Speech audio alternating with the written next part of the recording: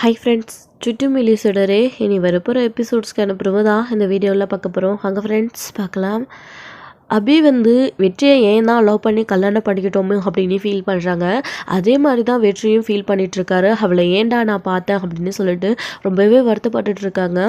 ஏன் அப்படின்னா, அபியோட நல்ல குணம் வெற்றிக்கு இன்னும் முழுசாக தெரியல. கர்ணாவை அவங்க முழுசாக நம்புகிறாங்க. அதனால் மட்டுமே எங்கே கர்ணாவையும் நம்மளையும் தனித்தனியாக பிரிச்சிருவாளோ அப்படின்ற ஒரு ஆதங்கத்தில் வெற்றி இந்த மாதிரி அபியை தப்பாக புரிஞ்சிட்ருக்காங்க. அதனால தான் குடிச்சிட்டு போதையில் இந்த மாதிரியெல்லாம் உளறிட்டுருக்காரு. ஆனால் உண்மையிலே நல்லவன் பாசக்காரன், அவனுக்கு யாரும் இல்லை அப்படின்னு அவங்க மேலே பரிதாபப்பட்டு அபியை அவங்கள கல்யாணம் பண்ணிக்கிட்டாங்க. இப்படி அவங்களுக்குள்ளே நடந்த இன்சிடென்ட்னால ஒருத்தருக்கு ஃபீல் பண்ணி உட்காந்துட்ருக்காங்க. இது ஒரு பக்கம் இருக்க, இன்னொரு பக்கம் சுடர் ஸ்கூலுக்கு முதல் நாள் கிளம்பி போயிட்டுருக்காங்க. அப்போல்லாம் சரளா நல்லா தான் இருக்காங்க. ஆனால் சுடரை ஸ்கூலில் சேர்த்தது இன்னும் வரைக்குமே அவங்களுக்கு சுத்தமாக விருப்பமே இல்லை. அவங்களுக்கு இப்போது தனியாக லஞ்ச் பேக் பண்ணி கொடுக்கணும், ஜடை பின்னி விடணும், இதெல்லாம் ரொம்பவே கஷ்டமாக இருக்குது நம்ம சரளாவுக்கு. அதுக்கப்புறம் சண்முகம் ஸ்கூலுக்கு கிளம்பலாம் அப்படின்னு சொல்லிட்டு இருக்கும்போது, என்னோட ட்ரெஸ் எப்படி இருக்கு மாமா, நான் நல்லா இருக்கேனா, நான் முதல்ல ஸ்கூலுக்கு போக போகிறேன் அப்படின்னெல்லாம் சொல்கிறாங்க.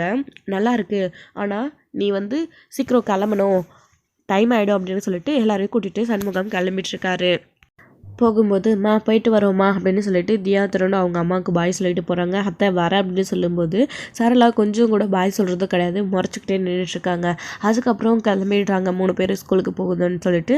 சண்முகம் ஸ்கூலில் விட்டுட்டு சரி பார்த்து பத்திரமா போங்க அப்படின்னு சொல்லிட்டு கிளம்புறாங்க.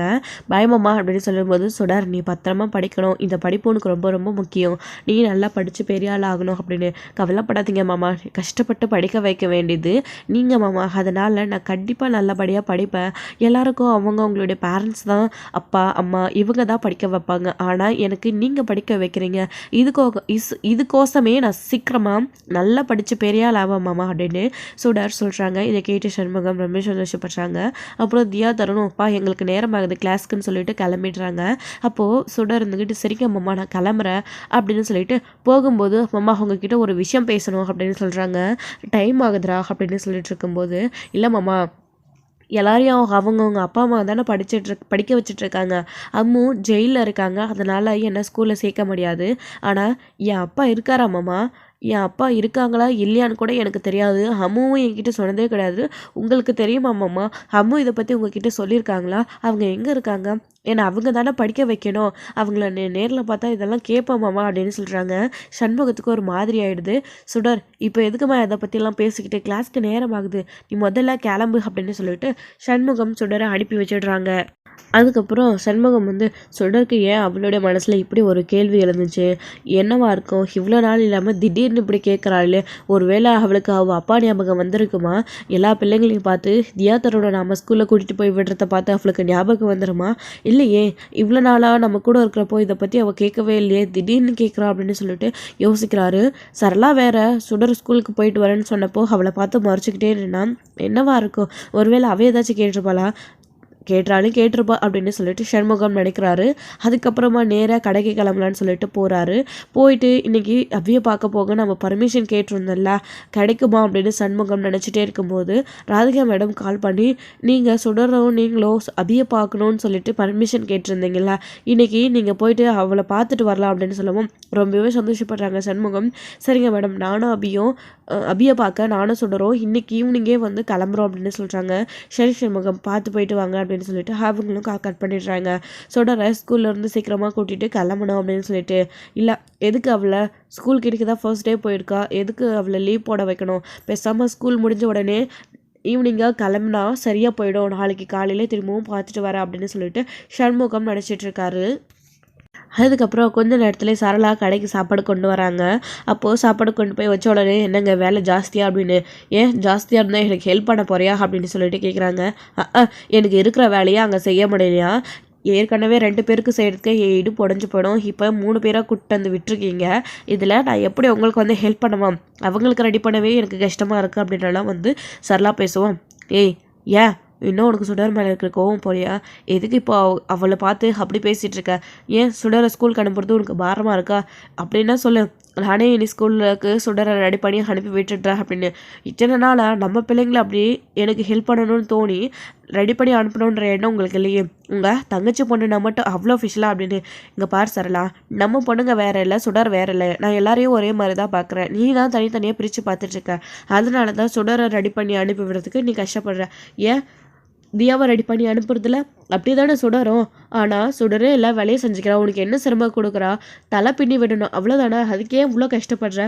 உனக்கு வேண்டாண்ணா, அதையே நானும் செஞ்சு விட்டுறேன் வீடு அப்படின்னு சொல்லிட்டு சண்முகம் ஒருத்தருக்கு சண்டை போட்டுட்ருக்காங்க. சரளா இருந்துக்கிட்டு, உங்ககிட்ட நான் சண்டை போட வரல, சாப்பாடு கொண்டு வந்திருக்கேன், முதல்ல சாப்பிடுங்க அப்படின்னு. அங்கே வை, நான் அப்புறம் சாப்பிட்டுக்கிறேன் அப்படின்னு. ஆமாம், நான் வரும்போது யார்கிட்டயும் ஃபோனில் பேசிட்டு இருந்தீங்களே, ரொம்ப சந்தோஷமாக வேறு இருந்தீங்களே, யார் அப்படின்னு. அதுவா, அபியை பார்க்க போகணுன்னு பர்மிஷன் கேட்டிருந்தேன், பர்மிஷன் கிடைச்சிடுச்சு, அதுதான் மேடம் கால் பண்ணி ராதிகா மேடம் சொன்னாங்க அப்படின்னு. உடனே எனது அவளை பார்க்க போகிறீங்களா? அவளை பார்க்க நீங்கள் எதுக்கு போனோம் அப்படின்னு. என்ன சொல்லிட்டுருக்க நீ? அபி எதுக்கு ஜெயிலில் இருக்கா, என்ன காரணன்றதெல்லாம் நான் தெரிஞ்சுக்கணும். அதுக்காக தான் அவளை பார்க்க போகணும்னு நினச்சிட்டு இருந்தேன். அது மட்டும் இல்லாமல் சுடரோ ஸ்கூலுக்கு போயிட்டு வர்றத விஷயத்த அபிகிட்ட சொல்லணும்னு நினச்சா. அதுக்காக தான். ஏன் அவள் அம்மாவை பார்க்க அவளுக்கு ஆசை இருக்காதா அப்படின்னு. இங்கே பாருங்கள், இப்படி வாரத்தில் 2 முறை அம்மாவை பார்க்கணும் அங்கேயும் இங்கேயும் சுற்றிக்கிட்டு சம்பாதிக்கிற காசெல்லாம் பஸ்ஸுக்கு இப்படியே சம்பாதிக்காமல் வேலை வீட்டு போட்டு தெரிஞ்சுக்கிட்டே எல்லாத்தையும் செலவு பண்ணிடலாம் நினைக்கிறீங்களா? என்ன அவள் அம்மாவை பார்க்காம அவளால் ஒரு 10 நாள் கூட இருக்க முடியாதா? இப்போ தானுங்க ஊருக்கு போயிட்டு பார்த்து பேசிட்டு வந்தோம் அப்படின்னு. ஏய், என்ன நினச்சிட்டு இருக்க நீ? நம்ம ஊருக்கு போனோம், ஆனால் மேடம் தான் போயிட்டு பார்த்துட்டு வந்து டிசி வாங்கிட்டு வந்து கொடுத்தாங்க. ஃபோனில் மட்டும்தான் சுடர் பேசியிருக்கா. அதுக்காக இங்கே பாரு, அவளுக்கும் நேரில் பார்த்து பேசணுன்ற ஏக்கம் இருக்குல்ல. தியா தோரணி எப்படி உங்க கூட இருக்காங்களோ அதே மாதிரி தானே சுடருக்கும் அப்படின்னு. ஆமாம், எதுவும் உங்கள் தங்கச்சி பிள்ளை பற்றியும் சொல்லிடக்கூடாது சே அப்படின்னு சொல்லிட்டு இங்கே சரளா ரொம்பவே கோவப்படுறாங்க. இங்கே பாரு, அது மட்டும் இல்லாமல் சுடருக்கு அவளுடைய அப்பா ஞாபகம் வருது. என்னுடைய அப்பா யார், எங்கே இருக்காங்கன்னு என்ன கேட்குறா. அபியே இது வரைக்கும் சுடர்கிட்ட ஏன் இந்த விஷயத்த பற்றி சொல்லலை, என்கிட்ட ஏன் சுடர் இதை பற்றி கேட்குறா. இது எல்லாத்தையும் நான் சுடர் தனியாக போயிட்டு அபியை பார்த்து பேசி தெரிஞ்சுக்கிட்டு வரணும். அதுக்காக தான் கிளம்புறேன். இங்கே பாரு, ஈவினிங்காக நானும் சுடரும் போயிட்டு வர போகிறோம், பார்த்துக்கோ சரியா அப்படின்னு சொல்லிட்டு சண்முகம் சொல்கிறாரு. என்னமோ ஒன்று பண்ணுங்க அப்படின்னு சரளா அங்கே சாப்பாடை வச்சுட்டு திரும்பவும் கிளம்பி வீட்டுக்கு போயிடுறாங்க. சண்முகம் கொஞ்ச நேரத்துலேயே இவ புரிஞ்சுக்க போகிறதில்ல அப்படின்னு சொல்லிட்டு சாப்பாடை சாப்பிட்டுட்டு உட்காந்துக்கிட்டு எப்படியாச்சும் அபியை பார்த்து எல்லா விஷயமும் தெரிஞ்சுக்கணும் அப்படின்னு சொல்லிட்டு சீக்கிரமாக வேலையை முடிச்சுட்டு போயிடணும், இந்த ப்ளவுஸ்லாம் ஈவினிங்குள்ளே கொடுக்க வேண்டியது இருக்குது அப்படின்னு சொல்லிட்டு உட்காந்து ப்ளவுஸ் தைச்சிட்ருக்காரு. இன்னொரு பக்கம் எங்கள் சுடர் ரொம்பவே சந்தோஷமாக ஸ்கூலுக்கு போயிட்டுருக்காங்க. அங்கே மகேஷும் கிளம்பி ஸ்கூலுக்கு ரெடி ஆகிட்டுருக்காங்க. அப்போது புது ஸ்கூலுக்கு கிளம்புறதுக்காக வந்துட்டுருக்காங்க. அப்போ தான் வந்து ஸ்வேதா இருந்துக்கிட்டு, மகேஷ் ஒரு நிமிஷம் அப்படின்னு. என்ன ஸ்வேதாம்மா, முதல் நாள் புது ஸ்கூலுக்கு போகிற, அக்காவை கும்பிட்டுட்டு போ அப்படின்னு சொல்லவும், சரி ஸ்வேதாம்மா அப்படின்னு சொல்லிட்டு அவங்க பார்வதியை சாமி கும்பிட்டுட்டு போகிறதுக்காக போய் நிற்கிறாங்க. மாமா அப்படின்னு சொல்லிட்டு இங்கே கருணாவை கூப்பிடுறாங்க ஸ்வேதா. அப்படி கூப்பிட்ட உடனே அவருமே சொல்லு ஸ்வேதா அப்படின்னு சொல்லிட்டு வராரு. இல்லை மகேஷ் ஸ்கூலுக்கு போகிறான்ல அதான் அப்படின்னு சொல்லவும், ஓ அப்படியா, சரி மகேஷ் நல்லா அம்மாவை கும்பிட்டுக்கோ அப்படின்னு சொல்லவும் சாமி கும்பிட்டுட்ருக்காங்க. அப்போ தான் கருணா கிட்ட வந்து வெற்றி ஒரு விஷயம் பேசணுன்றதுக்காக வராரு. அதாவது சும்மா ஏதோ வேலை விஷயமா பேசணுன்றதுக்காக சாமி கும்பிட்டுருக்கிறத பார்த்ததுமே அங்கேயே நின்றுடுறாரு. ஆனால் ஸ்வேதா வெற்றி வந்து நின்றுட்டுருக்கவும் அப்படியே பார்த்து முறைக்க ஆரம்பிச்சிடுறாங்க. வெற்றி திரும்பவும் போகலாம் அப்படின்னு பார்க்குறாங்க. அதுக்குள்ளே சாமி கும்பிட்டுட்டு மகேஷும் கருணாவும் திரும்பி பார்த்துடுறாங்க. வெற்றி நில்லு ஒரு நிமிஷம், எங்கே போகிற, வா சாமி கும்பிடு அப்படின்னு சொல்லவும் ஸ்வேதா அப்படியே முறைச்சி பார்க்குறாங்க. ஏய் ஸ்வேதா என்னாச்சு, இங்கே பாரு, நம்ம எல்லாரையும் விட வெற்றியை பார்வதிக்கு ரொம்பவே பிடிக்கும், அவன் கும்பிட்டா என்ன தப்பு அப்படின்னு சொல்லிட்டு, என்னமாம்மா அக்காவோட நிலைமைக்கு அப்படின்னு திரும்பவும் ஆரம்பிக்கிறாரு. போதுங்க, நான் சாமியை கும்பிடல, காலையிலே தேவையில்லாமல் என்னை டென்ஷன் பண்ணாதீங்க. கர்ணா, உங்ககிட்ட நான் முக்கியமான விஷயத்த பற்றி தான் பேச வந்தேன், நீ வெளியில் வா, மகேஷ் ஸ்கூலுக்கு அனுப்பிச்சிட்டு நான் வெயிட் பண்ணுறேன் அப்படின்னு சொல்லிட்டு வெற்றி வந்து திரும்பவும் வெளியில் போயிடுறாரு. ஸ்வேதா, ஏன் நீ திரும்ப வெற்றி அப்படி டார்கெட் பண்ணிக்கிட்டே இருக்க? நமக்கு எல்லாருக்குமே பார்வதியை மறக்க முடியாத ஒரு துயரம் தான், அதுக்காக இப்படி ஏன் அவனை தினம் கொல்ல பண்ணுற? இங்கே பாரு, அவனே இதை நினச்சி இதனால் வரைக்கும் வருத்தப்பட்டுக்கிட்டு தான் இருக்கான். அவன் என்ன பண்ணுவான் சொல்லு, என்ன அவனை இங்கேருந்து அனுப்பிட சொல்கிறியா அப்படின்னு சொல்லிட்டு இங்கே கருணா கேட்குறாரு. என்னமாம்மா, நான் அப்படி சொன்ன உடனே நீங்கள் தான் செஞ்சுடுவீங்களா என்ன? நான் செய்யணும்னு நினச்சாலும் நீங்கள் விட மாட்டீங்கல்ல, நடக்காத ஒன்றுத்துக்கு எதுக்கு ஆசைப்படணும், எதுக்கு தேவையில்லாமல் இப்போ நான் பேசிக்கிட்டு? மகேஷ்க்கு ஸ்கூலுக்கு நேரம் ஆகுது, நீங்கள் முதல்ல மகேஷை கூட்டிகிட்டு போய் விட்டுட்டு வாங்க, இல்லைன்னா நான் கூட்டிகிட்டு போகிறேன் அப்படின்னு சொன்னதும் இங்கே சரி மகேஷ் நீ கிளம்பு, நீ சித்தி கூடையே அப்படின்னு சொல்கிறாங்க. சரி அப்படின்னு சொல்லிட்டு ஸ்வேதாவே கூட்டிகிட்டு கிளம்புறாங்க. பாய்ப்பா அப்படின்னு சொல்லிட்டு அப்போ தான் வெற்றி வெளியில் வெயிட் பண்ணிகிட்ருக்காரு. கர்ணா போகிறாரு. என்ன கர்ணா என்ன வெற்றி விஷயம் அப்படின்னு சொல்லிட்டு கேட்கும்போது 2 பேரும் பிஸ்னஸ் விஷயமா ஏதோ பேசிக்கிறாங்க. அப்புறம் ஸ்வேதா கூட்டிக்கிட்டு மகேஷை கிளம்புறாங்க. போகும்போது மகேஷ் வெற்றி திரும்பி பார்க்குறாரு. ஸோ அப்படி பார்க்கும்போது கருணா பார்த்துட்டு இருக்காரு. ஸோ வெற்றிக்கு பாய் சொல்லிட்டு போகிறாங்க. மகேஷ்லாம் பார்க்கும்போது ரொம்பவே சந்தோஷமாக இருக்குது. மகேஷ்க்கு உன்னை ரொம்பவே பிடிச்சிருக்கடா அப்படின்னு. பார்வதி அக்கா எப்படி என் மேலே அன்பும் பாசமும் வச்சுருந்தாங்களோ அதே அளவுக்கு அதே குணத்தோட மகேஷும் என் மேலே பாசமும் அன்பும் வச்சுருக்கிறான் அப்படின்னு சொல்லிட்டு, ஏன் கர்ணா நான் தெரிஞ்சு ஒன்றும் இந்த தப்பு பண்ணலையே, இன்ன வரைக்கும் நானும் அந்த சித்திரவதை அனுபவிச்சுட்டு தான் இருக்கேன். இப்படி ஏன் ஜனந்தன சித்திரவதை பண்ணுறாங்க? இதுக்கு தான் நான் அவுட்டர்ஸ்லேயே தங்கிக்கிறேன்னு சொன்னேன். நான் பேசாமல் இங்கேயும் வரதில்லை கர்ணா. நான் அங்கேயே இருந்துடுறேன். ஹோட்டலில் சாப்பிட்டுக்கிறேன். இல்லை நாங்கள் எல்லோரும் தனியாக சமைச்சு சாப்பிட்டுக்கிறோம் பசங்களோட சேர்ந்து. நான் இனி இங்கே வர வேண்டாம் கர்ணா. அது சரி வராதுன்னு நினைக்கிறேன். என்னால் எதுக்கு உனக்கு ஆபத்து? நான் கூட்டிகிட்டு வந்ததுனால உனக்கு பிரச்சனை. அவள் ஜெயிலுக்கு போய் இன்னும் திருந்தாமல் உன்னை பழி வாங்கணுன்ற எண்ணத்துலேயே இருக்கா. எதுக்கு கர்ணா? நான் பேசாமல் ஒதுங்கி இருக்கனே அப்படின்னு. என்ன வெற்றி? என்ன சாவுல கூட என்னை பிரிஞ்சு போக மாட்டேன்னு சொன்ன, இப்போ நீ போய் தனியாக இருக்கன்னு சொல்கிற. நீ அப்படி பிரிஞ்சு போகிறதும் இப்போ என்னை விட்டுட்டு தனியாக போய் நீ அவுட் ஹவுஸில் இருக்கிறேன்னு சொல்கிறதும் ரெண்டும் ஒன்று தான் அப்படின்னு சொல்லவும், இல்லை காரணா அப்படின்னு. பேசாத வெற்றி. நான் உன்னை பிரியணும்னு என்றைக்குமே நினச்சதில்ல.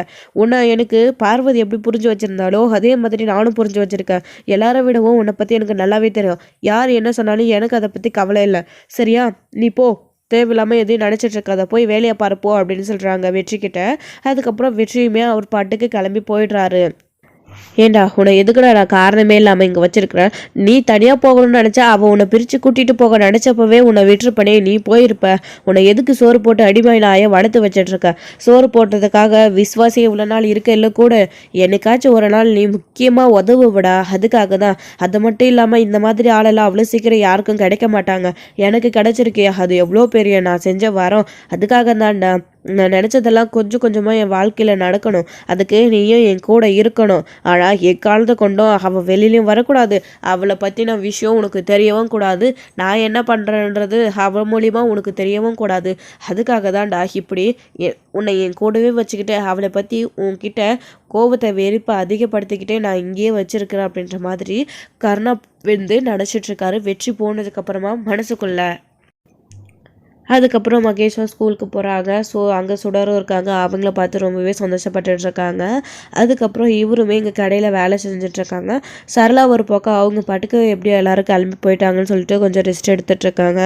ரெஸ்ட் எடுக்கணும்னு நினச்சாலே முடியலையே, இன்னும் துணி துவைக்கணும், அதை செய்யணும், இதை செய்யணும் அப்படின்னலாம் வந்து நினச்சிட்ருக்காங்க. அப்புறம் இங்கே ஜெயிலில் வந்துட்டு பர்மிஷன் வாங்கியிருக்காங்க இல்லையா, உன் அண்ணனும் சுடரும் உன்னை பார்க்க இன்றைக்கி வராங்க அப்படின்னு சொன்ன உடனே அங்கே அபிக்கு ரொம்பவே சந்தோஷம். ஆனால் அபி வந்து அண்ணன்கிட்ட இந்த விஷயத்த சொல்லலாமா வேண்டாமா அப்படின்னே ரொம்ப யோசிச்சுட்ருக்காங்க. குமுதா இருக்காங்க. என்ன அபி என்ன அப்படின்னு. அண்ணனும் அபியும் சுடரோ என்னை பார்க்க வராங்களா அப்படின்னு சொல்லுவோம். சந்தோஷமான விஷயம் தானே, இதுக்கே அப்படி இருக்குது அப்படின்னு. இல்லை இதை பற்றி, அதாவது இந்த விஷயத்தை பற்றி கர்ணாவை பற்றி அண்ணங்கிட்ட சொல்கிறதா என்னன்னு யோசிக்கிறேன் அப்படின்னு. இல்லை வேண்டாம், அப்படி தெரிஞ்சா உன் புருஷன் வெற்றி தான், சாரி அவன் தான் கருணா கிட்ட உன் அண்ணனை பற்றி சொல்லிடுவேன்னு சொல்லி மிரட்டி வச்சுருக்கால, அதனால உன் அண்ணனுக்கு சுடருக்கு ஆபத்து கண்டிப்பாக ஏற்படலாம். நீ எப்படியாச்சும் இங்கேருந்து வெளியில் போகணுன்னு மட்டும் வெளியில் போனா அப்படின்னா சுடருக்கு நீ பாதுகாப்பாக இருப்ப. அதுக்கப்புறம் எல்லாத்தையும் நீ ஃபேஸ் பண்ணிப்ப. சுடரை உன்னால் மட்டும்தான் பத்திரமா பார்த்துக்க முடியும். விஷயம் தெரியாத வரைக்கும் மட்டும்தான் சுடர் உன் அண்ணன் கூட பத்திரமா இருப்பா. இல்லைனா ஏற்கனவே உன்னை ஏமாத்தின பாவத்துக்கு வெற்றிக்கிட்ட சண்டை போட்டுட்ருக்க மாதிரி அடுத்து கருணாவுக்கு விஷயம் தெரிய வந்துருச்சுன்னா உன் அண்ணனை அவங்க என்ன வேணாலும் செய்ய துணிவாங்க. அவங்களுக்கும் குடும்பம் இருக்குது, ஃபேமிலி இருக்குது, வேண்டாம் அப்படின்னு சொல்லவும் சரி குமுதா அப்படின்னு நினச்சிட்டு இருக்காங்க. இன்னொரு பக்கம் இங்கே ஸ்கூல் விட்டுறது அதே மாதிரி அவருடைய மாமாவே வந்து 3 பேரையும் கூட்டிகிட்டு கிளம்புறாங்க. அந்த சமயத்தில் தான் இங்கே வெற்றி தான் அன்றைக்கி மகேஷை கூட்டிகிட்டு போகிறதுக்காக கிளம்பி வராங்க. வந்து காரில் கூட்டிகிட்டு கிளம்பிட்டுருக்காங்க. அப்போ போயிட்டுருக்கும்போது சுடர் மட்டும்தான் பார்க்குறாங்க வெற்றியை. அதே மாதிரி வெற்றி மட்டும்தான் சுடரை பார்க்குறாங்க. கூட கூட்டிகிட்டு போகிறது யாருன்னு கவனிக்கிறது கிடையாது. கார் ஓட்டிகிட்டு போகிறதுனால வேகமாக அப்படியே பாய் சொல்லிட்டு கிளம்பிடுறாங்க. அதே மாதிரி மகேஷும் சுடருக்கு பாய் சொல்லிட்டு கிளம்பி போயிடுறாங்க. இன்றைக்கி அபியை பார்க்க நம்ம ஜெயிலுக்கு போகிறோம் அப்படின்னு சொன்ன உடனே ரொம்பவே சந்தோஷம் சுடருக்கு. அப்போ நாங்களும் அத்தையை பார்க்க வரட்டுமா அப்படின்னு சொல்லிட்டு தருண் கேட்குறாங்க.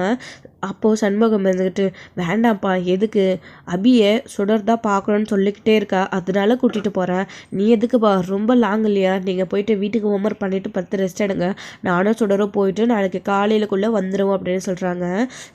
தருண் நீ கவலைப்படாத, எங்கள் அம்மா கிட்ட போன உடனே தியா தருண் நீ அத்தை எல்லாரை பற்றியும் நான் காட்டுறேன், நம்ம ஃபோன்லலாம் ஃபோட்டோ எடுத்துகிட்ருக்கோம்ல அதெல்லாம் நான் காட்டுறேன், கவலைப்படாத, அடுத்த டைம் போகும்போது நம்ம எல்லாரும் போகலாம் அப்படின்னு சொல்கிறாங்க.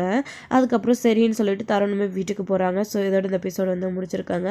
அடுத்தடுத்த எபிசோடில் என்ன நடக்க போகுது அப்படின்றத வெயிட் பண்ணி நெக்ஸ்ட் வீடியோவில் பார்க்கலாம். Friends thank you. இந்த வீடியோ பிடிச்சிருந்தா லைக் பண்ணுங்கள், ஷேர் பண்ணுங்கள், கமெண்ட் பண்ணுங்கள்.